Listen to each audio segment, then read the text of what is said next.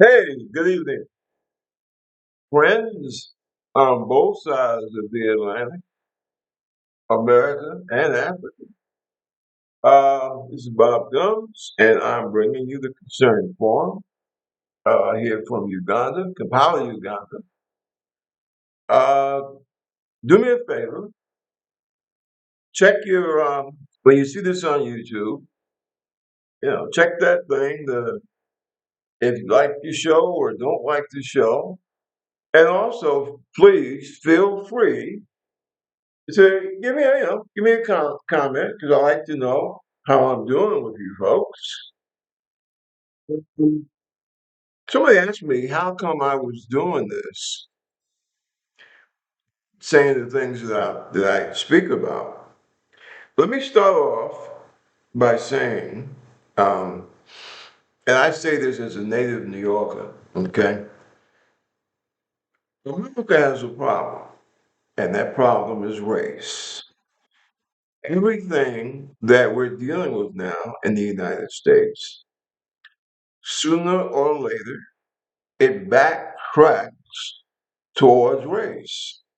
I mean, even if you're talking about issues like sexism, trans rights, what have you, makes no difference. Okay, it all started with our racial hangups. Okay, I'll give you an example, or maybe I should say this is like a real short story. What happens if you take 100 red ants and you take 100 black ants and you put them in a big jar, right? What happens? Nothing. But guess what? If you shake that jar, you're going to have the red ants trying to figure out ways to kill the black ants and vice versa. See? And the thing is, they don't think about the guy that's shaking the jar and causing the problems, but they'll tear at each other. And unfortunately, to a very sad extent, that's America. Now, I got about a couple of things I want to go over. I'm going to try and talk fast so we can get through it. But I want people to understand. Right now, we're dealing with something that basically came up. 2016, Trump, the MAGA craze, right? Well, number one, let's understand something. MAGA was always there, okay? They have changed their names over the last 200 years, but MAGA's always been there. The thing about MAGA today is that basically it's made up generally of a lot of working class people that unfortunately um, are intellectually insecure, okay? And because of that intellectual insecurity, it makes them fear anything that's different, anything that's not of their world. And see, that made it very easy for a sick demagogue, uh, what do you call him, the pedophile in chief, Trump, to take advantage of that. Just like Adolf Hitler did, just like Mussolini did. Not that big a difference. Same thing with Joe Stalin. Communist, right wing dictatorship, fascist, doesn't make a difference. The dictator, the dictator's playbook remains the same. And that's what we've had, thanks to MAGA, that's what we've had here. Now, I understand there's supposed to be a civil war with MAGA, right? I guess that's because now you have these weird people, like that guy Tario. What was he? Poor Boys. Now, this guy is about as brown as I am, yet he feels, he tosses his hat in with the white supremacists, which says a lot about who this guy really is. Same thing with Nick Fuentes. Now he's got a whole new slant on MAGA. What do you call them guys? Groypers. Now, from what I understand, they're mostly made up of strange young white men that can't get laid, quite frankly. They seem to hate white women. Put it this way, they hate white women that won't date them. And I can't blame the women for that because no woman likes to date an asshole. And if you look at this whole MAGA slash Groyper thing, these guys really are souls. I want to ask you something. We had 42 million people out here starving. What was their take on that? What is their take on healthcare? What is their take on trying to prevent grandma from being thrown out, or grandma or great grandma from being thrown out in the street from the nursing home? Do they have you know, any solutions to that situation? I don't think so. It seems all they want to do is burn Jews and keep blacks in the basement. If that is what America means to you, good luck to you, babe. Now, I would say that when you tie your, how should I say, when you tie when you tie yourself to a movement whose basic premise is white Christian nationalism, well, that says a lot about your intellectual capability. Now, don't get hostile, all right? I understand that the way that Americans, black and white and brown and Asian, have been educated in this country, um, people fall prey to all kinds of weird shit, okay? But somehow America is going to have to work through that. Otherwise, it won't be America. Now, I'm going to say something that I know are both MAGA and Groypers, or Gropers, whatever the hell you want to call these clowns. But I'm going to piss them off. And I'm going to piss them off because I'm coming into the defense of a person who I think is probably one of the most despicable people that we've seen since 1945, and that's Donald Trump. He said about this whole H-1B visa thing, and he came out, he said it. He said, yeah, look, we need these Chinese, these Indians to come into America to, handle the technical stuff and teach Americans. Um, and MAGA workers, they hated that. But follow through with it, right? Because what Trump said is that, you don't have enough Americans that are smart enough to handle a lot of this shit, right? Well, guess what? And I'm really sticking my neck out here. But you know what? Trump, God, I hate to give that bastard credit for anything, but he was right about that. And you know why he was right about that? See, here comes the one, here comes the number two punch, right? He was right about that because for the last, 35 years, you had a Republican Party that anytime any progressive person, any Democratic, person, even an intelligent progressive Republican person said, listen, we need to set up programs so we can help feed, do health care, and educate our people, right?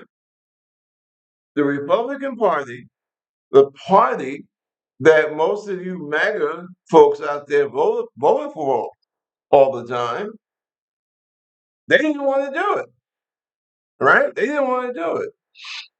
They were quite happy going through rural America and telling white rural Americans, oh, well, the cities with all those black and brown people, they're horrible.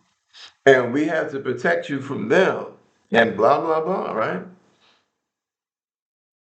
They didn't want to do anything in terms of education.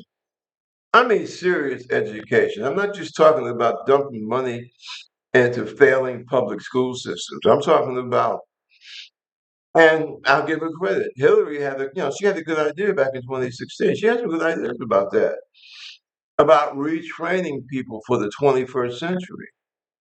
See, and the Republicans said no, and that's because the Republican Party, a long time ago, they stopped being the party of Lincoln, and they became the party of the donors. Don't get upset. I'm not taking past Democrats off the hook. See, the major difference is that the Republicans just didn't give a damn, and they were happily willing to tell their rural and Southern voters a bunch of bullshit, right? The problem that the Democrats had, not all of them, but too many of them, they basically were afraid to fight, okay? Because they too had their donors, and they were scared to stand up to them. And I'll be honest about it, even though I'm so happy to see Democrats today standing up and fighting, let's face it, the Democratic Party, their greatest sin was that they knew what the right things to do were. A lot of times they even came out and said what the right things to do were, but they wouldn't fight for them the way that they should have. The Republicans, they never, they became a party. It's like they just didn't give a damn. And you can see that today. Because believe me, if you honestly think that Donald Trump gives a good goddamn about the working Americans in this country, you are an ass. You are worse than an ass. You are a damn fool. And if you haven't figured it out by now, what can I say? All right. But that's the situation. So yeah, a lot of these H-1B visas, now, we have to have, protections built in so that these people aren't taken advantage of. I mean, the H-1B people, how did this, that these people are not being taken advantage of. But yeah, you need these people here. And these MAGA people, and these Reuters people, you know what you need to do? You need to sit down, find yourself a corner somewhere and sit down and read, what's the name of that book? A People's History of the United States. Okay? You need to learn who the hell you are. You got this kid, Nick, what's it, Fuentes? His father was half Mexican. And yet he espouses some of this racist, anti Semitic bullshit. What does he think of himself? Does he understand the low esteem that his father and people like his dad were held in? Does he understand that the second president of the Republic of Mexico was a half-breed black slash indigenous man who fought to chase the Spanish out, who fought to chase Spain out of Mexico? Does he not know this? So I think that this kid Fuentes, he needs to have a long lay down talk with Sigmund Freud so he can grow up and figure out who the hell he is. and I'll let it go at that. Now, quickly moving on, we have a problem, um, especially in the American Black community, with people who I call Sambo commandos. You know, that black guy that you see on Fox every day. He's a perfect example. Charlemagne the God. I don't know if somebody slipped him a check or something, but some of the pure ignorance that comes out of his mouth. That's how I'm kind of leery of a lot of these black celebrities because a lot of times these are kids that really I don't know who educated them, but they don't know what the hell they're talking about, quite frankly. And apparently they enjoy being used as tools for white nationalists. See? So I had to put that in because I want my white working class brothers and sisters to understand that just because you have a black person who's a celebrity, like what's her name, Nicki Minaj or whatever, people like that, and they seem to, I don't know, carry the MAGA banner, they're not on your side, folks. Seriously, they're not on your side. They're just tools, right? A lot of them are either ignorant or they're being paid. It's just that simple. And believe me, any person, not just black, but any person, uh, it could sit down and basically make them look like we assholes in a debate. Okay, um, it's sad because America, in spite of her greatness, we have this poison in our system, and we have to work to get that poison out. Otherwise, we're done as a nation. We know you put this clown Trump in there because you didn't want the black Asian. I don't want to hear about, oh, well, we didn't like your policies. Bullshit. Come on, don't be. Can you look yourself in the mirror and say that, yeah, well, Kamala will be worse than Trump, and you look at how you're living now, especially you working class bastards out there. Tell me, be real. We got um, some kind of armed paramilitary force running through our cities, beating American citizens into the ground, beating American priests into the ground. Is that your concept of America? It ain't mine. Seriously. I didn't learn that much in school, but I did learn that there's certain things that's supposed to not happen in America, like we're communist Russia. Just like when Trump talks about Mondani, but he's a communist. Well, what the hell do you think you are, Donald? You're a fascist, right? You are a wannabe dictator. So who the hell are you to cast stones? Just keeping it simple. Another thing that I find so strange, Trump flies off the handle because of the fact that he doesn't like it that Congress people who have served under the colors, right? Something that he didn't have the guts to do. Because remember, on top of all of Donald's other sins, he's a freaking draft dodger 5 times. Oh, I'm sorry. He had the poor child had bone spurs. Oh, forgive me. But yeah, and this clown's going to talk about sedition. Well, what the hell do you call what he did on January 6th? I sat in front of the TV. I watched this son of a bitch try to lead an insurrection to overthrow an elected government.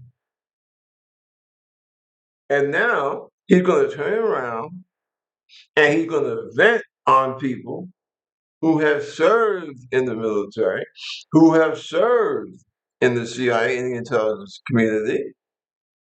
And what did these people say? They told American service people, obey the law, obey your oath. You know, that thing that we all took, all us military people took to defend, support and defend the Constitution against all enemies, foreign, domestic. And what was that insurrection? That is perfectly proper, right?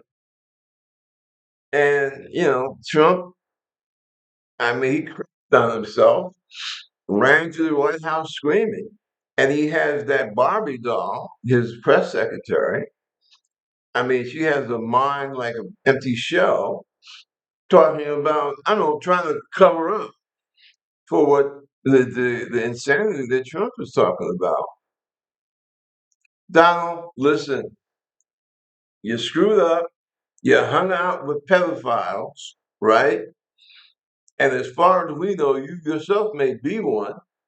You have not really worked to try and, you know, take that idea out of our minds because of your behavior of trying to cover up every goddamn thing. So you really need to sit down and shut the hell up, quite frankly. Also, you are murdering people off the coast of Venezuela. Um, you want to go into Nigeria and murder people over there. You're so worried about Christians in Nigeria? Tell you what, why don't you worry about taking the care of the Christians in the United States? Now, you're supposed to take care of everybody, right? But I mean, if you're so hung up about Christians, being brutalized, charity begins at home. And you seem to have forgotten that. Now, another point, my personal opinion, and I came over here in Uganda back in June, and I will tell you, I really believe that because of the mineral gold mine that the African continent is, I believe that you have certain European powers, both public and private, and of course the United States. You're terrified that Africa might learn how to stand up on its own 2 feet and basically become united and tell the rest of the world, hey, you will deal with us with respect. And that scares you. That's why you are trying to interfere in the politics of South Africa. That's why you want to go into Nigeria. Because where's Nigeria? That's in the kind of like the northwest of Africa. Who's close to Nigeria? Ghana, close to Ghana. Burkina Faso, who's there? Captain Torre. Listen, my mom's family goes back in America to about the 1680s. Okay? I'm an American. I served my country. Unlike you, I was under the colors for almost, 26 years. But I'm also a black man. And I know the history, okay, between Africa and America and Western Europe. We talk about globalization. I'm a product of globalization. I started out in Africa. I did the Middle Passage, and I wound up in the Caribbean and in the United States. So, as a Black American, me and globalization are old friends. Say now, over the last 400 years or so, let's face it, between Western Europe, America, and America, Africa has not really come off on a good deal. See, now I'm not saying that we should just Africa should just turn her back on the West. We all live on one planet, but as a black man, I don't want to see Africa disrespected. I don't want to see her being taken advantage of. That does not make me a traitor to America. That makes me a human being because I don't want to see anyone taken advantage of, any country taken advantage of for their wealth, for their mineral resources. And see, we have an administration in Washington, D.C. now. They're essentially white nationalists, and they think that black people, and this is okay for my American brothers and sisters back home, you need to understand something. The people who are running the Trump regime right now, I don't care if you are a black person from America, England, Canada, don't make a damn bit of difference. These people or those people see you as about, let me see if y'all can see, about much ahead of a gorilla. Okay? Now you want to see gorillas go right here where I'm at, go across the border into Rwanda. And you can see some real big gorillas. And see, that's what the MAGA Groiper Trump regime believes black people to be. And this is the person, Trump, these are the people that are killing people off the coast of Venezuela who want to go in there and overthrow the government. I mean, quite frankly, I think right now, government in Venezuela probably sucks. But then again, I think that the government that we have in America sucks. But I don't want some foreign bastards to come into America and overthrow Trump. That's our job. That's the job of the American people. Just like it's the job of the Venezuelan people to work out their problems. And just like it's the job of the folks in Nigeria, Christian and Muslim, to work out their problems. And the situation in Nigeria is far too complex, okay, to just simply say, oh, well, you got Muslims killing Christians. No, because a lot of Muslims are being killed by the same people.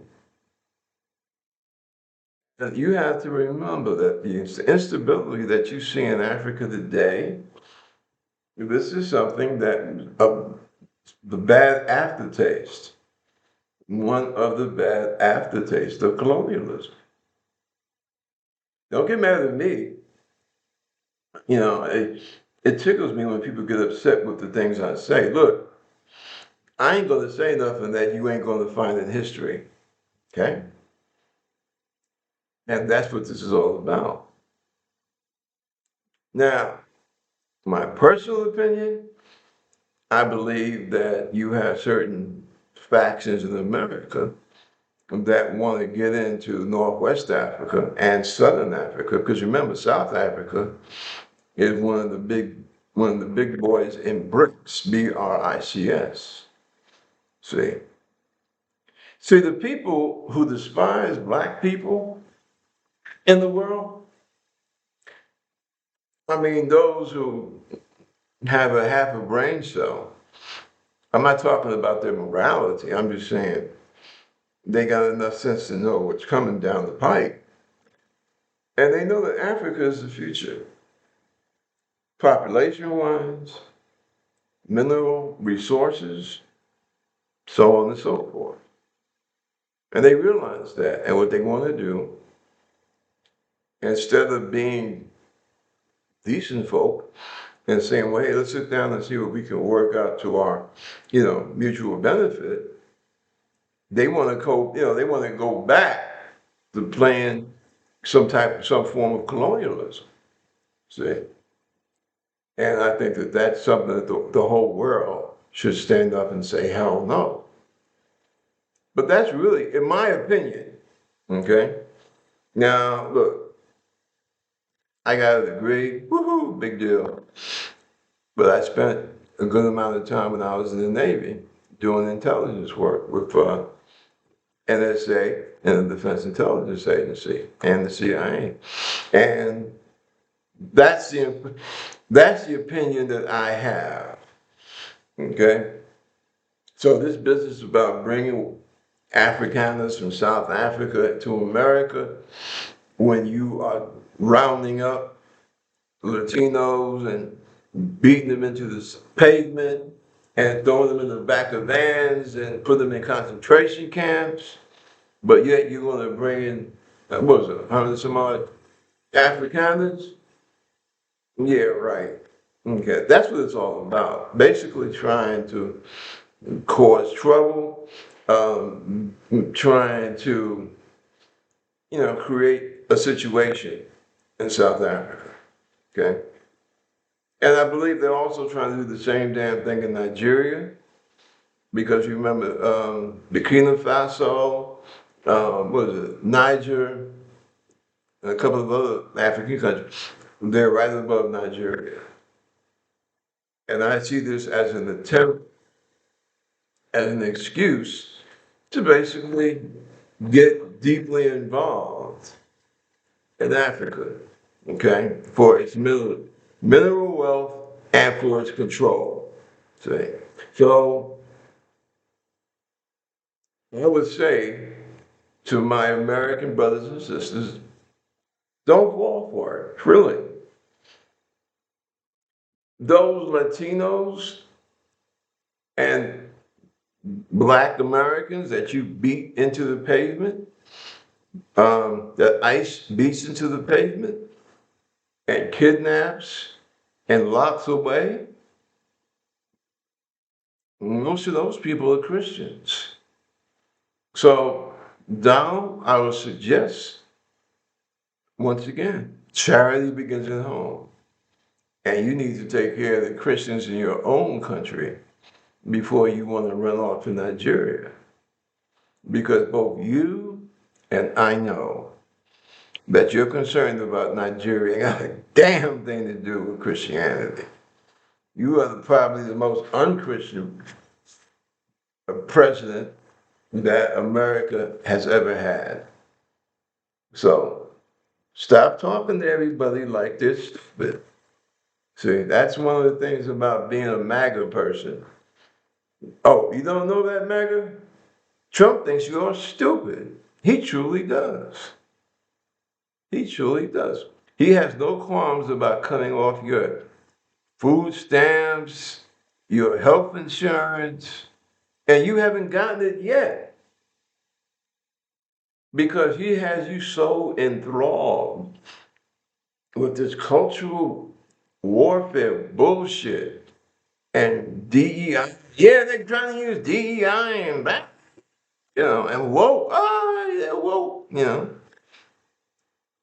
But he ain't doing a goddamn thing to put a loaf of bread or a can of beer on your table.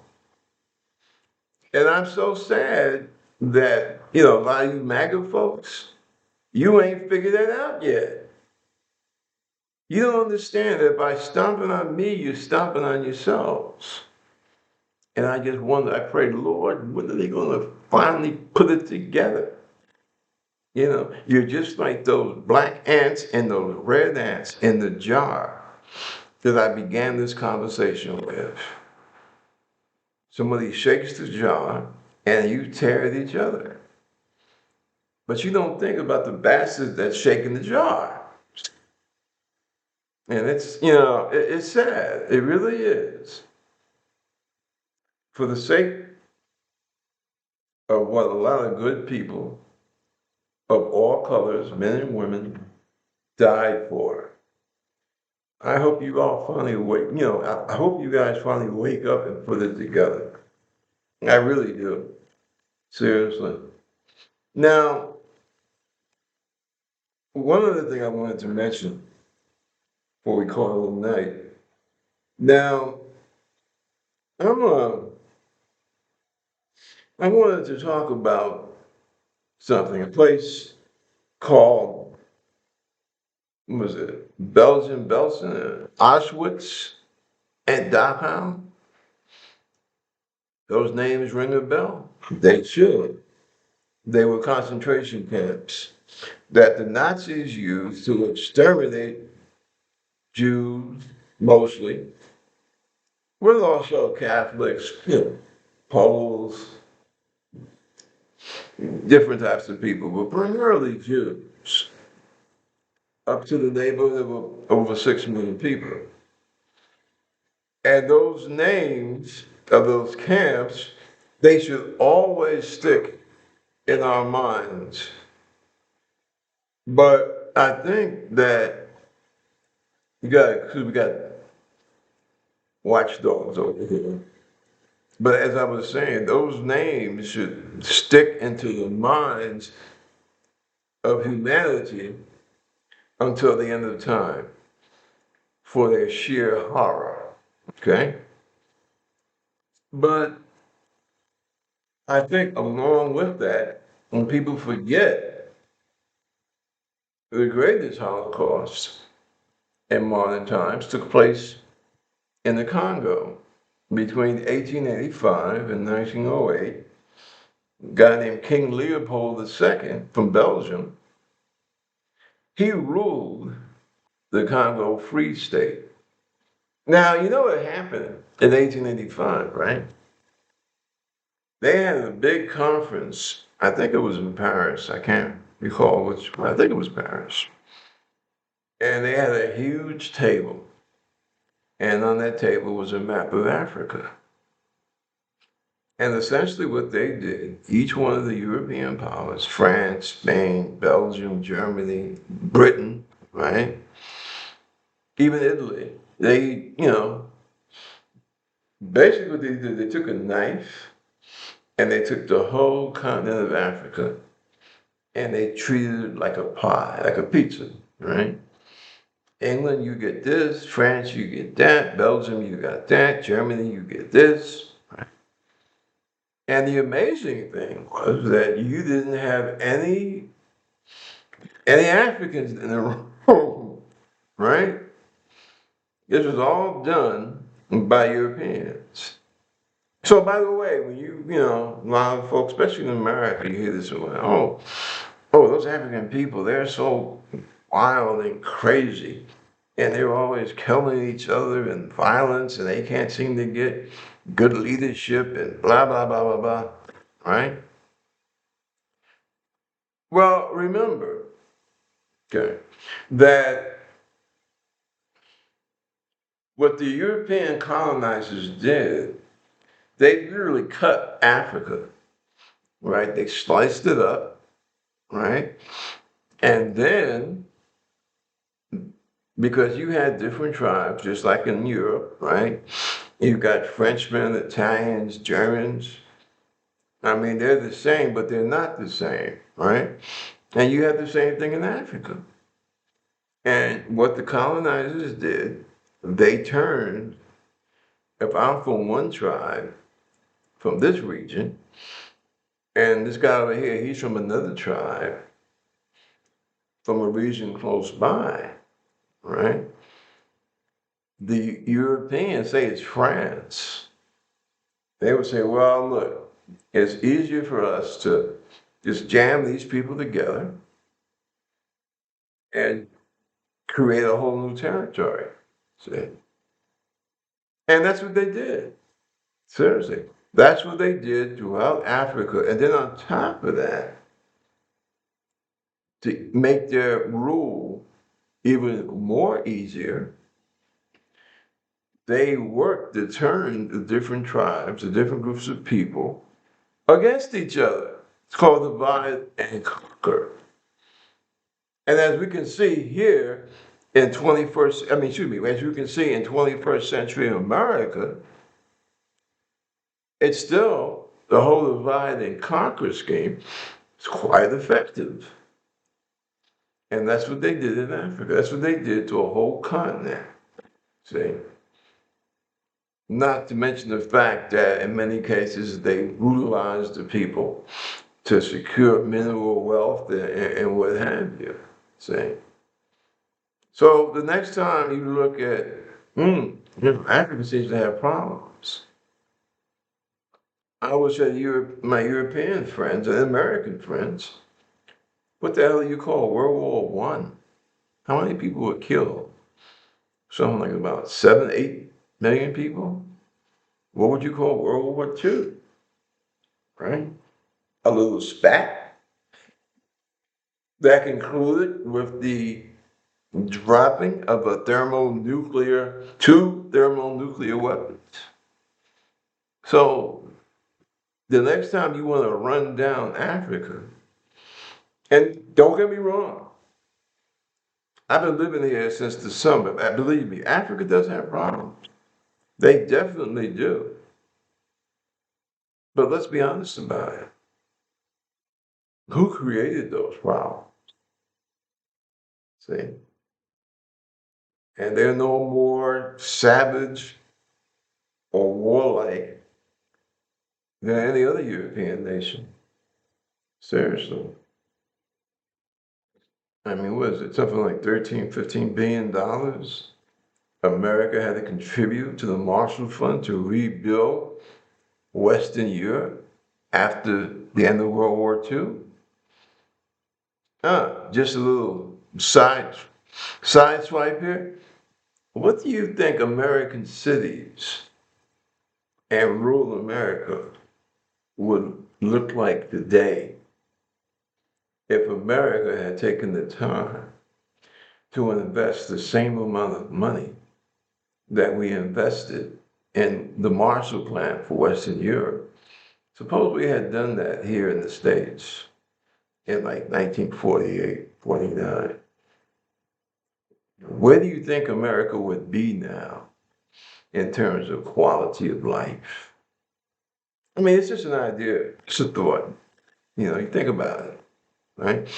But getting back to old Leopold in Congo,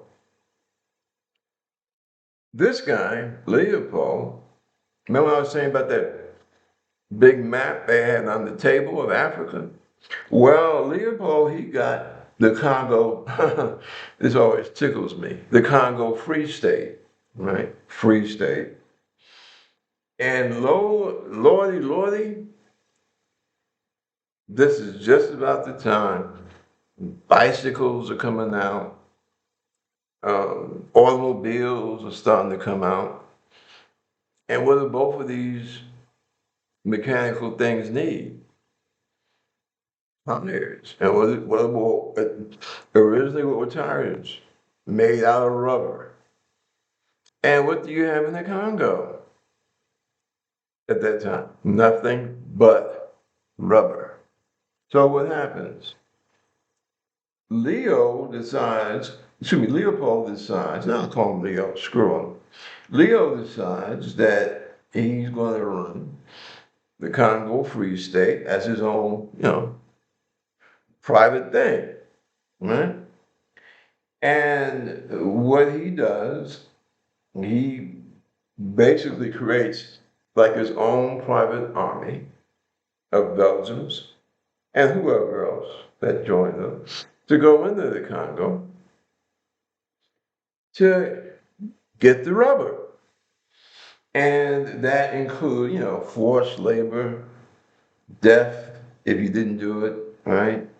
A lot of internal displacement, okay?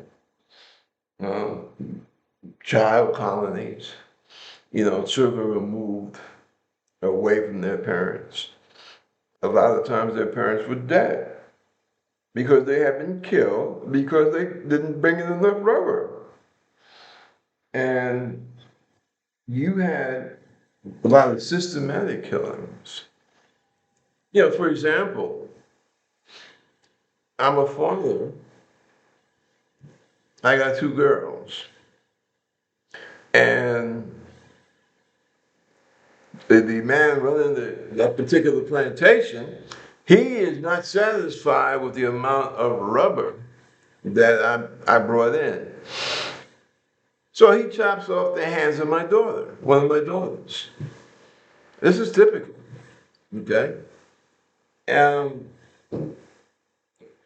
I tell you, ultimately, the death toll, well, we know it was somewhere between 10 and 15 million Congolese people. Between 10 and 15 Africans. 10 and 15 million Africans, right? Now, people don't like to talk, I don't, you don't find it about it that much, but um, my man, oh, I can't remember the name off the top of my head. Uh, he did that movie. He did Shaft. He did the updated Shaft movie. You know the brother I'm talking about, right? He was in the movie with this. I think he's from like Sweden or Norway. The guy played Tarzan, the latest Tarzan movie, right? And that was basically the subject. That movie was based on history, okay? It was based upon the Belgium, especially King Leopold, right? And his systematic murder of Africans in the Congo region to get the rubber. See, so I'm not going to get in this thing about, oh well, I'm black, so therefore I say that my 10 to 15 million slaughtered to bring rubber or send rubber to Belgium is more important than over 6 million Jews being slaughtered by the Nazis. I'm not going to say that, okay, because it's not true. All human suffering that's brought about by evil people, all of it should be condemned. It's not a competition. What happened to the Jews of Europe is to an abomination, okay? And all these little creeps that run around saying, oh, well, the Holocaust really wasn't that bad, or it really didn't happen. As far as I'm concerned, these guys deserve to have their heads stuffed in the toilet. I mean, we have plenty of, um, how should I say, we have plenty of accurate um, historical documentation of what those camps were all about. We have, white American GIs that liberated those camps. We have black American GIs that liberated those camps. So it's real. It did happen. And I do believe that that is something that will always be an infamia, as they say in the Catholic Church. This will always be something that Europe will have to bear. This is something that they did. It happened. Now, if you want to get into the thing about the Palestinians and Israel, Judea, what Palestine, whatever you want to call it, and if you want to say that basically they are paying the price for Europe's crime, which, by the way, to a large extent, that's my opinion. But I'm not discussing that right now. What I am saying is that what happened to the Jews of Europe, it was monstrous. It was insanity. It was bestiality. Um, and the world should never forget that. But what I'm also saying is that the things that happened to African people in their own continent and the Holocaust that they endured, that must not be forgotten either. And that's one of the reasons why I don't believe that it is right, especially at this point in time in American history, where we have an administration that is, and they practically come out and said things out of their mouths, right? They're devoted to white Christian nationalism. I don't think that it's right for these people who represent that philosophy to go traipsing through South Africa and trying to involve themselves in the political affairs of the South African government. And when they say that there's a genocide in South Africa, that is a lie. That is a freaking lie. I live in Uganda, essentially right up the road, so to speak, from South Africa. There's no genocide. When there was a genocide in Rwanda back in the 90s, from what the older folks tell me, you had people climbing the freaking walls to come into Uganda because it was a genocide. If you were in the wrong tribe, you know, your ticket was punched.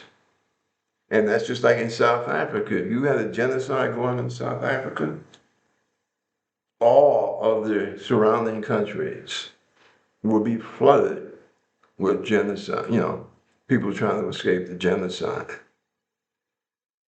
So Trump is lying, which, I mean, that's what he's known for, lying. So, but as I said earlier, there's an ulterior motive on his part. And that's what the whole thing is all about. Right? And then he wants to extend his reach into northwestern Africa. Okay. Um, because I keep looking at the map and I say to myself, well, hell,